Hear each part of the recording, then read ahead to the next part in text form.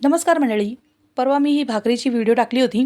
तर त्यावेळी मला एका ताईंची कमेंट आली, की तुम्ही YouTubeवर निव्वळ फसवणूक करत आहात. आधीचे हात वेगळे होते आणि नंतर तुम्ही भाकरी करताना एका मुलीने भाकरी केली हे तुम्ही दाखवलंत.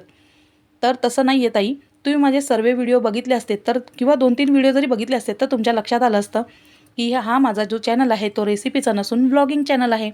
आणि माझं काय होतं ना, मी जेव्हा सगळी कामं करते, एकत्र सलग सगळी कामं करत असते आणि सगळ्यात शेवटी भाकरी करते. त्यानंतर मग भाकरी करायला लागली ना, तर 2 शेवटच्या भाकऱ्या मी माझ्या मुलीला करायला सांगते आणि ते पण सतत नाही, कधीतरी जेव्हा तिच्याकडे वेळ असेल तेव्हा.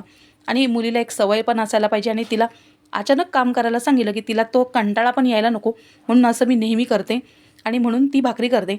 आणि असे माझे तुम्ही जर माझा व्हिडिओ जर पाहिलात, तर तुमच्या ते लक्षात येईल, माझी मुलगी सगळा स्वयंपाक करते.